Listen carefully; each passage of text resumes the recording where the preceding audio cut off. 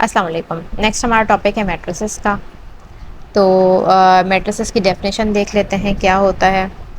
Rectangular array of numbers symbol और expressions arrange in rows and column is called a matrix. यानी कुछ इस तरीके से होता है ये मौजूद कि जैसे कि आप देख लो, एक स्क्वायर ब्रैकेट अगर हुआ तो उसमें जो है नंबर्स, सिंबल या अल्फ़ाबेट जो भी है अरेंज हुए हुए हैं। ठीक है, इन सब का जो है सेट क्या कहलाता है? मैट्रिक्स कहलाता है। ठीक है, ये क्या है? स्क्वायर ब्रैकेट है। स्क्वायर ब्रैकेट हो गया या स्मॉल ब्रैकेट, किसी के अंदर भी मौजूद होते हैं। ये हमारे पास होते हैं इसके रॉस, यानी कि हॉरिजॉन्टल लाइंस क्या कहलाते हैं? रॉस कहलाते हैं। और जो वर्टिकल लाइंस होती हैं इनकी, वो क्या कहलाते हैं? कॉलम्स कहलाते हैं। इसमें जो है सिंबल्स को या एलिमेंट्स को अरेंज कर दिया जाता है, तो इसे मैट्रिक्स कहते हैं। ठीक है, कॉमनली ये लीनियर इक्वेशंस को सॉल्व करने के लिए बहुत काम आता है। तो हमें सिर्फ क्या करना है, इसको समझना है। इसकी नोटेशन मैंने ऑलरेडी बता दी। Matrices are generally denoted by capital letters of English alphabet. Small letters generally denoted entries और एलिमेंट्स। यानी कि जो है इसको मैट्रिक्स का अगर नाम देना है तो कैपिटल लेटर से इसका नाम देते हैं, जैसे matrix A, matrix B, matrix C. और जो उसके अंदर जो एंट्रीज या एलिमेंट्स मौजूद होते हैं वो स्मॉल लेटर्स के अंदर भी हो सकते हैं, यानी कि कभी नंबर्स हो सकता है, कभी ये हो सकता है। ठीक है, अल्फ़ाबेट्स हो सकते हैं। तो यही चीज़ें मेनली होती हैं। हमने ये भी देख लिया, notations used to enclose the elements. ये दो नोटेशंस होती हैं और मोस्ट कॉमनली स्क्वायर ब्रैकेट के अंदर होता है और स्मॉल ब्रैकेट के अंदर भी इनको एलिमेंट्स को इनक्लोज किया जाता है। अब हम आते हैं मैट्रिक्स के ऑर्डर की तरफ। अगर हमारे पास ऑर्डर ऑफ अ मैट्रिक्स, यानी कि जो है हम इसके अंदर हमने एलिमेंट्स पुट किए, ये देखो ज़रा, ये है फर्स्ट रॉ। अच्छा, ऑर्डर कैसे लिखते हैं? हमेशा ऑर्डर आपको याद रखना है। कोई भी मैट्रिक्स होगा तो उसके रॉज जो हैं पहले लिखे जाएंगे और कॉलम्स जो हैं वो बाद में लिखे जाएंगे। ठीक है, रॉज इनटू कॉलम्स। और इसको पढ़ेंगे क्या? Raw by column, raw into column, इस तरह से पढ़ सकते हैं। ठीक है, जैसे अगर हमारे पास कोई मैट्रिक्स ये है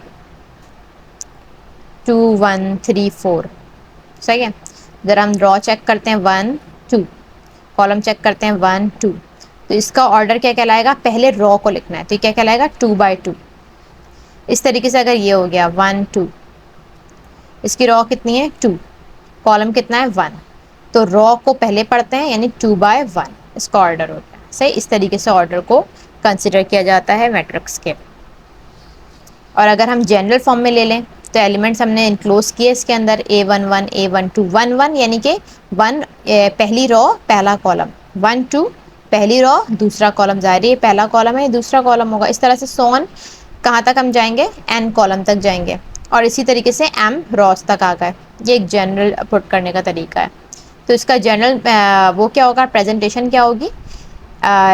m क्रॉस n, यानी कि m Ross into n columns. सही, इसी में हम जब डिफरेंट वैल्यूज़ पुट करेंगे तो हमारे पास जो है, जैसे m और n की डिफरेंट वैल्यूज़ होंगी तो ये उसी हिसाब से स्टॉप हो जाएगा। जैसे कि अगर हमारे पास m बराबर है, इसके अंदर हमारे पास m बराबर है 2 के और n बराबर है 2 के, तो हमने कहाँ तक पे रोक लिया?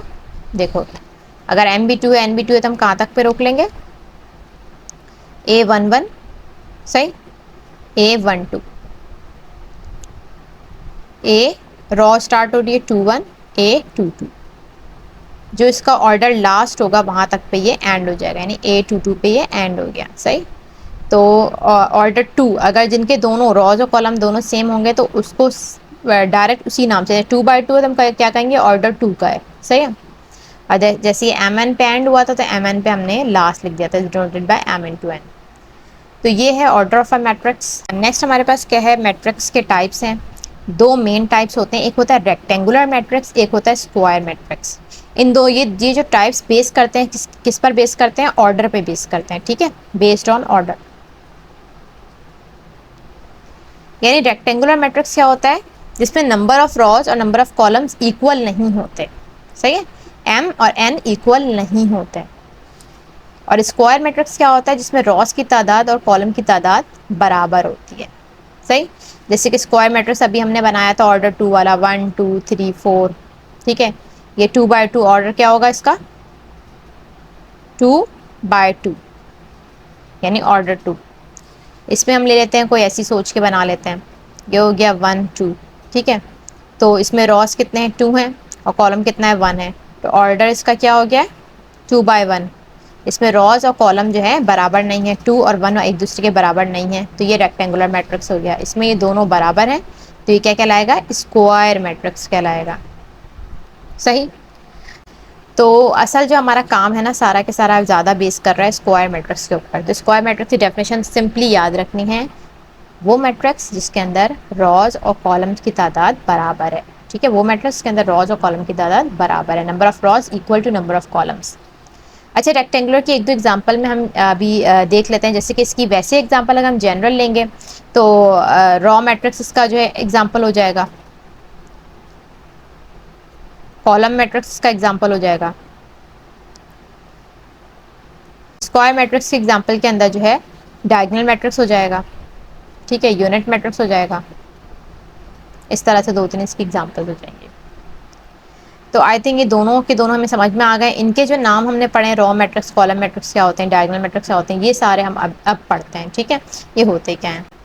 तो तीन जो है ज़रा मेन मैट्रिसेस की, वैसे तो मैट्रिसेस के बहुत सारे जो है स्पेशल टाइप्स हैं, यानी तो हम उनमें से एक एक करके देखते जाते हैं। पहले हम देखते हैं raw matrix. A matrix having only one raw is called a raw matrix, यानी वो मैट्रिक्स के अंदर सिर्फ और सिर्फ रॉ एक होगा, भले कॉलम कुछ भी हो सकते हैं, लेकिन रॉ लाजमी एक होना चाहिए। जैसे कि एग्जांपल है, ये मैट्रिक्स ए है, इसके अंदर रॉ एक हो रही है, ठीक है, और कॉलम दो हैं। इसके अंदर जो है रॉ एक है, कॉलम 1 2 3, 3 कॉलम है, ठीक है। ये जो है 1/3 का हो गया, ये जो है 1/2 का हो गया, ये जो है 1/1 का हो गया। सही। तो ये क्या कहलाएंगे, रॉ मैट्रिक्स कहलाएंगे। तो रॉ अगर मैट्रिक्स है तो यकीनी तौर पे कॉलम मैट्रिक्स भी एग्जिस्ट करेगा। A matrix having only one column is called a column matrix. वो मैट्रिक्स के अंदर सिर्फ एक कॉलम होता है वो क्या कहलाता है, कॉलम मैट्रिक्स कहलाता है। इसके matrix of order m/1 is a column matrix. जैसे कि ये हो गया ए है, ए के अंदर कितनी रॉज हैं, 2 रॉज हैं, कॉलम कितना है, 1 है, ठीक है, तो 2/1। सही। इसके अंदर कॉलम 1 है तो ये कॉलम मैट्रिक्स हो जाएगा। इसमें कितनी रॉज हैं, 3 रॉज हैं, ठीक है, 1 2 3, कॉलम कितना है, 1 है, 3/1, तो ये कॉलम मैट्रिक्स हो जाएगा। इसमें 1/1, तो इसको भी, वैसे तो ये स्पेसिफिक आ जाएंगे 1/1 वाले, लेकिन चलो खैर हम इनको कह सकते हैं। सही। तो ये हमारे पास जो है एग्जाम्पल्स के अंदर हो गई, रॉ मैट्रिक्स और कॉलम मैट्रिक्स समझ आ गए। नेक्स्ट कौन सा है, जीरो और null matrix. A matrix in which every element is zero is called a zero और नल मैट्रिक्स। सिंपल, कोई मैट्रिक्स के तमाम एलिमेंट जीरो होंगे तो वो क्या कहलाएगा, जीरो या नल मैट्रिक्स कहलाएगा। सही। तो नल मैट्रिक्स ये नहीं कि स्क्वायर मैट्रिक्स की टाइप है, क्योंकि ये हर ऑर्डर की हो सकती है। जैसे ये देखो, ये 2 रॉ है और 3 कॉलम है, 2/3 का है ये ऑर्डर। सही है। तो नल मैट्रिक्स जो रेक्टेंगुलर की टाइप भी कह सकते हैं ऐसे। ये क्या हो गया, 2/2। सारे एलिमेंट्स जीरो हैं, वो क्या कहलाएगा, नल मैट्रिक्स कहलाएगा। इस मैट्रिक्स की जो है को मजीद 2 टाइप्स में जो है हम डिवाइड कर सकते हैं। अच्छा, टाइप्स के साथ मैं इसलिए पढ़ा रही हूँ कि इस तरीके से ना याद रखना आसान रहता है, ठीक है। हमने मैट्रिक्स की टाइप पढ़ी कि एक रेक्टेंगुलर होता है, एक स्क्वायर होता है। रेक्टेंगुलर में ऑर्डर सेम नहीं होते, स्क्वायर में ऑर्डर सेम होते हैं, ठीक है। उसके अलावा हमने 3 टाइप के मैट्रिसेस पढ़ लिए। रॉ मैट्रिक्स आसान है, जिसमें एक रॉ होगा, कॉलम मैट्रिक्स में एक कॉलम होगा। जीरो और नल मैट्रिक्स के अंदर सारे एलिमेंट जीरो है, नोटेशन उसकी ओ से होती है। यहाँ तक की हमने बातें पढ़ ली, ठीक है। इसको मैट्रिक्स के बारे में पढ़ा के जो है एलिमेंट्स इनक्लोज हो, ठीक है। अब है हमारे पास स्क्वायर मैट्रिक्स के टाइप्स। मैंने कहा ना कि ज़्यादा पूरा के पूरा हमें स्क्वायर मैट्रिक्स की ही सारी चीज़ें पढ़नी है इसके अंदर ऑलमोस्ट। तो स्क्वायर मैट्रिक्स के 2 टाइप्स होते हैं। हाँ, तो डायगोनल मैट्रिक्स कौन से होते हैं, square matrix is said to be a diagonal matrix if all the non diagonal elements of the matrix are zero. All the non diagonal element, वो तमाम एलिमेंट जो डायगोनल में नहीं होते, वो तमाम के तमाम मस्ट क्या होने चाहिए, जीरो होने चाहिए, लाजमी तौर पे क्या होने चाहिए, जीरो होने चाहिए। And at least one diagonal element is non zero, और डायगोनल एलिमेंट में से कम एक नॉन जीरो तो होना चाहिए। बाकी 2 जीरो हो सकते हैं लेकिन एक नॉन जीरो होना चाहिए। ये डायगोनल मैट्रिक्स है।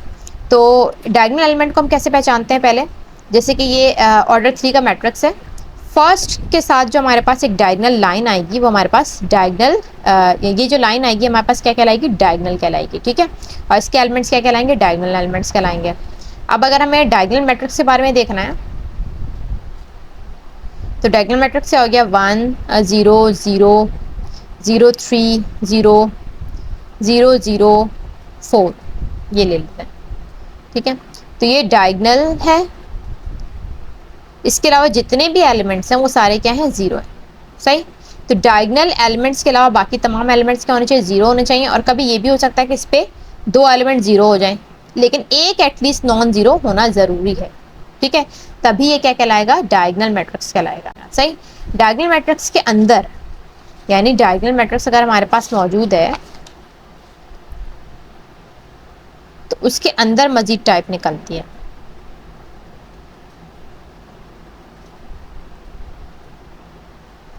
डायगोनल मैट्रिक्स की टाइप क्या होती है, स्केलर मैट्रिक्स।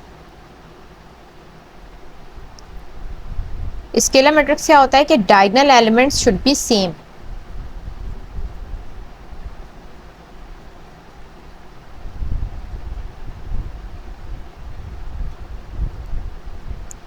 स्केलर मैट्रिक्स क्या कहता है, डायगोनल एलिमेंट्स को लाजमी सेम होना चाहिए। यानी कि अगर ये डायगोनल एलिमेंट्स है ए जीरो जीरो जीरो ए जीरो जीरो जीरो ए, ये तीनों एलिमेंट्स क्या होने चाहिए, सेम होने चाहिए। तो ये डायगोनल मैट्रिक्स का वो टाइप होगा जिसके अंदर तमाम डायगोनल एलिमेंट्स सेम होते हैं, तो वो क्या कहलाता है, स्केलर मैट्रिक्स कहलाता है। यानी ये क्या निकल रहा है, डायगोनल का ही टाइप निकल रहा है। और डायगोनल खुद किसका टाइप है, डायगोनल खुद स्क्वायर मैट्रिक्स का टाइप है। ठीक है, तो जितना स्पेसिफाई करेंगे उतनी हमें आसानी होगी। फिर स्केलर का टाइप क्या है, स्केलर का टाइप होता है यूनिट मैट्रिक्स होता है। तो यूनिट से तो हमें समझ में आ गया, यूनिटी यानी वन की बात हो रही है। तो इसमें क्या होगा कि जो डायगोनल एलिमेंट्स हैं उनको क्या होना चाहिए, वन होना चाहिए। जो डायगोनल एलिमेंट्स हैं उनको क्या होना चाहिए, वन होना चाहिए। तो वो क्या कहलाएगा, यूनिट मैट्रिक्स कहलाएगा। सही।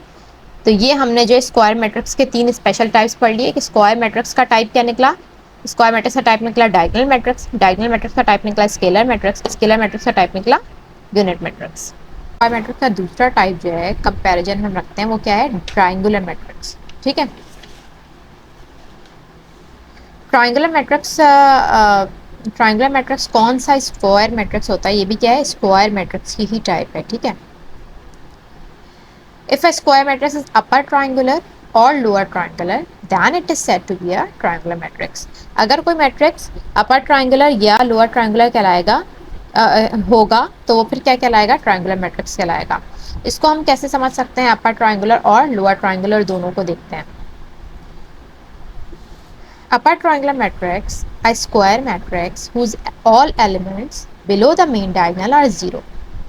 तमाम एलिमेंट जो कि मेन डायगोनल, ये हमारे पास कौन से ऑर्डर का स्क्वायर मैट्रिक्स हम देख रहे हैं, first second third, first second third, यानी कि 3/3 का स्क्वायर मैट्रिक्स है। ठीक है, तो इसका जो मेन डायगोनल है वो क्या बन जाएगा, ये आ जाएगा। सही है, प्रिंसिपल डायगोनल ये हो गया। उसके नीचे जितने भी हमारे पास एलिमेंट्स आएंगे, मेन डायगोनल के नीचे जितने भी एलिमेंट्स आएंगे वो जीरो होने चाहिए। तो फिर ये क्या कहलाएगा, अपर ट्रायंगल कहलाएगा। यानी कि हम ये कह सकते हैं कि जो ऊपर जो है, ये अगर हम ट्रायंगल बनाएं तो यहाँ के एलिमेंट्स मौजूद हैं। ठीक है, इसी वजह से इसको क्या कहेंगे, अपर ट्रायंगुलर मैट्रिक्स कहेंगे। इसके अंदर ये जो हमारे पास लिखा हुआ है, इफ़ ए आई जे बराबर 0 for all values of i greater than j, यानी कि अगर हम इनके जो है वो लिखते हैं, ऑर्डर लिखते हैं, तो ये क्या हो गया, 1 1 हो गया, ये हो गया 1 2, ये हो गया 1 3, 2 1 2 2 2 3 3 1 3 2 3 3। सही। अब ज़रा आप इसको देखो, यहाँ पर 2 1 है, यानी रॉ ज़्यादा है, रॉ ज़्यादा है, कॉलम कम है, रॉ बड़ा है, कॉलम कम है। ठीक है, तो लाजमी तौर पर इसके अंदर क्या होगा, आई जो है बड़ा होगा जे से। ठीक है, अपर ट्रायंगुलर मैट्रिक्स के अंदर हम क्या कहेंगे कि जो भी इसके एलिमेंट्स हैं उसके अंदर जो है हमेशा आई बड़ा होगा जे से। ठीक है, जैसे कि अगर हमने इसमें नोटेशन लिख ली तो इससे हमने देख लिया कि जो रॉ, जो लास्ट इसका एलिमेंट है, हर एक के अंदर जो रॉ है वो कॉलम से ज़्यादा रैंकिंग पे आ रहा है। ठीक है, सिमिलर में आ गया lower triangular matrix, a square matrix whose all elements above the main diagonal are zero is called lower triangular matrix। lower triangular matrix इसलिए कहलाएगा क्योंकि देखिए यहाँ पे जो ये ट्रायंगल बन रहा है लोअर में। ठीक है, ये ट्रायंगल लोअर में बन रहा है, इसलिए क्या कहलाएगा, लोअर ट्रायंगल मैट्रिक्स कहलाएगा। सही। और अबव एलिमेंट सारे जीरो हैं, इनका भी अगर हम यही नोटेशन लिखेंगे 1 1 1 2 1 1 1 1 2 1 3 2 1 2 2 2 3 3 1 3 2 3 3, तो अब जब रैंकिंग चेक करते हैं तो सारे रैंकिंग में रॉज वही रॉज जो हैं छोटे हैं, कॉलम बड़ा है 2 से, 2 बड़ा है 1 से, 3 बड़ा है 1 से, 3 बड़ा है 2 से। सही है। तो इसके अंदर क्या चीज़ हो रही है, रॉस जो है इनके अंदर, इन एलिमेंट्स के अंदर रॉस जो है छोटा हो रहा है कॉलम से। ठीक है, आसानी से समझ में आ गया अपर ट्रायंगुलर मैट्रिक्स और लोअर ट्रायंगुलर मैट्रिक्स। नेक्स्ट है इक्वालिटी ऑफ टू मैट्रिसेस। तो ये भी एक टॉपिक है, बीच में से रह गया तो मैं आपको करवाती हूँ। इक्वालिटी ऑफ टू मैट्रिसेस क्या होना चाहिए, दो मैट्रिसेस जैसे कि ए और बी यहाँ पे दिख रहे हैं, वो सेम कब होंगे, जब उनके ऑर्डर सेम होंगे। जैसे कि एग्जांपल में है, इसका ऑर्डर क्या है 2 ऑर्डर है, इसका भी ऑर्डर क्या है, एक एलिमेंट दूसरा एलिमेंट तीसरा चौथा। ठीक है, एक रॉ दूसरी रॉ, पहली रॉ दूसरा कॉलम, यानी 2 और इसका भी ऑर्डर है। ठीक है, ऑर्डर सेम हो गया। Corresponding elements should be equal, corresponding element equal होना चाहिए, यानी कि ये 1 है तो ये 2 - 1 1 बन रहा है, ये 2 है तो ये 1 + 1 2 बन रहा है, ये 3 है तो ये 4 - 1 3 बन रहा है, ये 4 है तो 3 + 1 4 और बन रहा है। यानी इक्वल होने का मतलब ये कि भाई बिल्कुल इक्वल हो, हर चीज़ इक्वल होनी चाहिए उनकी। सही, तो कहलाएंगे ये दोनों मैट्रिसेस इक्वल। अच्छा, जब हम कंपेयर करने में आते हैं तब हम ये चीज़ देखेंगे। अच्छा, एग्जाम्पल है 1 2 3 4, यहाँ पे 1 2 3 5, ये दोनों मैट्रिसेस क्या हैं, इक्वल नहीं है। क्यों इक्वल नहीं है, क्योंकि जो है इनका 1 1 1 2 2 1 2 2 1 1 1 2 2 1 2 2। ठीक है, 4 और 5 जो है बराबर नहीं है। और क्या चीज़ बराबर नहीं है इनके दरमियान, सब बराबर था, 4 और 5 जो है बराबर नहीं है, यानी कि फोर्थ एलिमेंट बराबर नहीं है। ऑर्डर तो चलो सेम था, तो इसकी वजह से, इसकी वजह से दोनों बराबर नहीं हुए। सही, तो नॉट इक्वल। अच्छा, इसका आंसर क्या है, ये दोनों बराबर है। नेक्स्ट क्या है पार्ट 3 में। अच्छा, अगर कोई दो मैट्रिक्स में एक और चीज़ आ जाती है, भाई दो मैट्रिक्स इक्वल गिवन है, यानी कि अगर हमें क्या गिवन है, कोई इक्वेशन गिवन है। ठीक है, जब इक्वेशन हमें गिवन होगी तो इन दो मैट्रिसेस को इक्वेट करके बताया गया है। तो जब दो मैट्रिसेस को ऑलरेडी इक्वल बताया गया है तो फिर हम क्या करते हैं, फिर हम उनके ना कॉरेस्पॉन्डिंग एलिमेंट्स, कॉरेस्पॉन्डिंग का मतलब क्या होता है, कॉरेस्पॉन्डिंग का मतलब क्या होता है कि सेम पोजिशन वाले। कॉरेस्पॉन्डिंग का क्या होता है, सेम पोजिशन वाले। जैसे इसका पोजीशन 1 1 है यहाँ पे, तो इसका पोजीशन यहाँ पे क्या है 1 1 है, तो ये आपस में इक्वेट हो जाएंगे, आपस में बराबर कहलाएंगे। ठीक है, तो ये होता है, ये भी एक मतलब बात है इसी के अंदर, इक्वालिटी के अंदर, कि अगर मैट्रिक्स खुद इक्वल गिवन होगा तो फिर उनके एलिमेंट्स को हम इक्वेट कर लेंगे। ठीक है, नेक्स्ट हमारे पास क्या है, transpose of a matrix. The matrix obtain from any given matrix A by interchanging its rows and columns is called transpose of A। Obtain हो किसी भी मैट्रिक्स ए को, जैसे कि कोई मैट्रिक्स ए है हमारे पास, ठीक है, इसके रॉज और कॉलम को इंटरचेंज करने के बाद जो नया मैट्रिक्स आता है, किसी भी मैट्रिक्स के रॉज और कॉलम को इंटरचेंज करने के बाद जो नया मैट्रिक्स आता है उसे क्या कहते हैं, ट्रांसपोज कहते हैं। इसे उस मैट्रिक्स का ट्रांसपोज कहते हैं। ठीक है, ट्रांसपोज ये कैसे बनेगा, जैसे हम हमेशा क्या करते हैं, बस सिंपली इंटरचेंज क्या करना है, रॉ को बना दो कॉलम, वो खुद ब खुद दोनों एक दूसरे के इंटरचेंज हो जाएंगे। नहीं, रॉ कॉलम बन गया तो खुद ब खुद कॉलम रॉ बन जाएगा। ठीक है, बन जाएगा। ये रॉ को हमने क्या कर दिया, कॉलम कर दिया 1 2 3, और इसको क्या कर दिया 0 5 7। तो ये ए का जो है ट्रांसपोज है। ठीक है, अब इसको अगर करना चाहो दोबारा से ट्रांसपोज, तो ये क्या होगा, ए ट्रांसपोज का ट्रांसपोज अगर निकालना चाहो तो क्या होगा, ये जो हमारे पास क्या है, रॉ है, पहली रॉ है, ये क्या बनेगा, पहला कॉलम बनेगा। दूसरी रॉ है वो दूसरा कॉलम बनेगा, तीसरी रॉ है वो तीसरा कॉलम बनेगा। ठीक है, तो ए ट्रांसपोज का ट्रांसपोज दोबारा क्या आ जाएगा, ए आ जाएगा। यानी क्या कह सकते हैं कि जो है इसका ट्रांसपोज करो तो वो ए बन जाएगा, उसका ट्रांसपोज करो तो वो ये बन जाएगा, यानी कि दोनों एक दूसरे को की वैल्यू आ जाएंगे। सही, ए आई जे अगर हमारे पास है एलिमेंट का, एक सिंपल एलिमेंट का ऑर्डर, उसके अंदर पूरे मैट्रिक्स का ऑर्डर बताया गया है, तो जो है अब जैसे वैल्यूज हमें गिवन है, से अगर 3/3 का है तो हम क्या करेंगे, यहाँ पे 3/3 का पूरा मैट्रिक्स जनरेट कर देंगे। तो ए ट्रांसपोज क्या होगा, जे आई, यानी कि जो है कॉलम पहले आ जाएगा और रॉ बाद में आ जाएगी। ठीक, सिंबॉलिकली लिखने का तरीका था। अच्छा, इसको डिनोट करते हैं, जैसे ट्रांसपोज से टी स्मॉल छोटा सा लगा के डिनोट करते हैं। नेक्स्ट क्या है,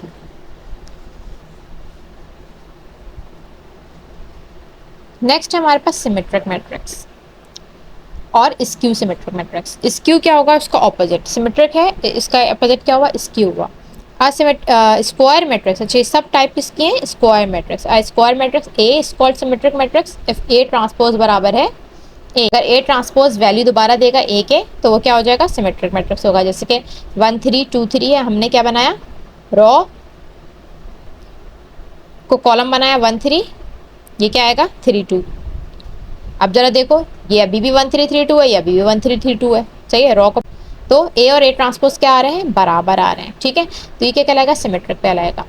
इस क्यू में क्या होता है, ए ट्रांसपोज माइनस ए क्या आएगा। जैसे कि हमारे पास एक का मैट्रिक्स गिवन है, हमने इसका ए ट्रांसपोज निकाला, रॉ को जरा कॉलम बनाते हैं जल्दी से, 0 -4 1 4 0 -3 -1 3 0। इनमें से हम माइनस कॉमन लेंगे। माइनस कॉमन लेने का मतलब क्या होता है कि एक माइनस हमने बाहर रखा और एक माइनस से अंदर के सबके साइन मल्टीप्लाई कर दिए, तो ये 0 हो गया। तो ये दोबारा से क्या चीज़ वापस आ रही है, ये पूरा के पूरा मैट्रिक्स क्या आ गया, ए आ गया। तो ए ट्रांसपोज की वैल्यू इसमें के अंदर क्या आ जाएगी, माइनस, और ये मैट्रिक्स क्या हो गया, ए ट्रांसपोज की वैल्यू क्या आ जाएगी, माइनस ए के बराबर। नेक्स्ट हमारे पास क्या है, आइडेम्पोटेंट मैट्रिक्स, ठीक है। नेक्स्ट हमारे पास क्या है, idempotent matrix. A square matrix A is called idempotent if A square बराबर है A के। यानी हमें कोई मैट्रिक्स A गिवन होगा, हम उसका A स्क्वायर निकालेंगे, ठीक है। मल्टीप्लिकेशन हम आगे जब क्वेश्चंस करेंगे तो उसके अंदर हमारे पास सॉल्यूशन समझा दिया जाएगा, तो हम कर लेंगे। वैसे भी हमने मैट्रिक वगैरह में जो है ये क्वेश्चन मल्टीप्लाई करना सीख लिया है, लेकिन अगर नहीं है तो हम आगे एक्सरसाइज में करेंगे। तो A स्क्वायर की वैल्यू क्या आ जाएगी, जब हम इसको सॉल्व कर लेंगे तो A स्क्वायर की वैल्यू खुद ब खुद दोबारा से A के बराबर आ रही है। जब A स्क्वायर बराबर आ गया A के, तो ये वाला A क्या है, आइडेम्पोटेंट मैट्रिक्स है, ठीक है। वो स्क्वायर मैट्रिक्स की टाइप जिसमें A स्क्वायर A के बराबर आ जाए तो वो आइडेम्पोटेंट होगा। नेक्स्ट हमारे पास क्या है, निलपोटेंट मैट्रिक्स। निलपोटेंट में क्या होता है कि nilpotent matrix is a square matrix की टाइप है सच दैट ए पी बराबर है 0 के, यानी कि जो पावर p है बराबर 0 को for some positive integer p, यानी कोई भी पॉजिटिव इंटीजर हो सकता है उसके ऊपर। जैसे अगर ए हम निकाल रहे हैं वैल्यूज ए स्क्वायर, एक ए हमें गिवन है, हमने उसका ए स्क्वायर निकाला, यानी कि ए मल्टीप्लाई बाय ए निकाला, ठीक है। इस पे ये क्या आ गया, नल मैट्रिक्स इसने दे दिया, सही है। तो वो क्या कहलाएगा, आइडेम्पोटेंट मैट्रिक्स कहलाएगा। और किस वैल्यू पे आया है, स्क्वायर पे आया है, तो ऑफ इंडेक्स 2, ठीक है। अगर ये 2 पे भी नहीं आ रहा, फिर हम दोबारा निकालेंगे इसको। जैसे कि एग्जाम्पल ले लो, अगर ए स्क्वायर हमें ए गिवन था, हमने ए स्क्वायर निकाला, ए स्क्वायर क्या आ गया हमारे पास, नल मैट्रिक्स, यानी कि 0 मैट्रिक्स आ गया। तो ए स्क्वायर 0 मैट्रिक्स आ गया हमारे पास, तो ए क्या कहलाएगा, निलपोटेंट मैट्रिक्स कहलाएगा। और इंडेक्स 2 का अगर ये अभी भी नहीं आएगा, जैसे कि हम ए क्यूब तक ए की पावर 3 तक निकालेंगे, ठीक है। ए की पावर 3 पे अगर कोई 0 आ रहा है तो इसका मतलब ये होगा कि वो जो है निलपोटेंट मैट्रिक्स है ऑफ इंडेक्स 3 का, ठीक है। कोई इंडेक्स 4 का निकलेगा, इस तरह से सो ऑन निकलेगा, ठीक है। तो निलपोटेंट मैट्रिक्स क्या होता है कि किसी भी पॉजिटिव पावर के लिए वो 0 मैट्रिक्स बन जाए, वो मैट्रिक्स। तो वो नेक्स्ट हमारे पास क्या है, इनवॉल्यूटरी मैट्रिक्स। इनवॉल्यूटरी मैट्रिक्स का क्या होता है, स्क्वायर मैट्रिक्स का वो टाइप जिसके अंदर अगर ए स्क्वायर निकाला जाए, लाजमी ए स्क्वायर है स्पेसिफिक वैल्यू, अगर ए स्क्वायर निकाला जाए तो वो क्या आ जाए, यूनिट मैट्रिक्स आ जाए, ठीक है। यूनिट मैट्रिक्स के बराबर आ जाए। और जो भी ऑर्डर का होगा, ऑर्डर 2 का है तो ऑर्डर 2 का भी यूनिट मैट्रिक्स हो जाए, ऑर्डर 3 का है तो ऑर्डर 3 का, 4 का है तो 4, इस तरह से सो ऑन जो है ये यूनिट मैट्रिक्स आ जाए, ठीक है। तो यहाँ पर ए हमारी वैल्यू थी, ए स्क्वायर निकाला गया, हम सॉल्व करके देख लेंगे। ए स्क्वायर नहीं कि ए को ए से मल्टीप्लाई किया गया, तो आंसर हमारे पास यूनिट मैट्रिक्स आ गया। तो वो स्क्वायर मैट्रिक्स क्या कहलाएगा, इनवॉल्यूटरी मैट्रिक्स कहलाएगा। पीरियोडिक मैट्रिक्स क्या है, a square matrix is called a periodic matrix if A k plus 1 बराबर है ए के, ठीक है। फॉर के कोई भी पॉजिटिव इंटीजर है, यानी कि ग्रेटर देन 0 है, ठीक है। Where is k is called the period of A. जैसे कि अगर हमने ए निकाला, ए की वैल्यू है गिवन, ए स्क्वायर निकाला जो कि ए के बराबर नहीं आया, ए स्क्वायर निकाला जो कि ए के बराबर नहीं आया, फिर हमने ए क्यूब निकाला, यानी कि ए स्क्वायर को ए से फर्दर मल्टीप्लाई किया जो कि क्या आ गया, ए के बराबर आ गया, ठीक है। तो ए क्यूब बराबर आया ए के, सही। तो जो है ए क्या कहलाएगा, periodic matrix of period 2। Period 2 क्यों कहलाएगा कि जिस वैल्यू पे आया है उससे एक कम वाला, के प्लस 1 है ना, तो के का पीरियड बनेगा, तो ये किसका बनेगा, इंडेक्स बनेगा 2 का, ठीक है।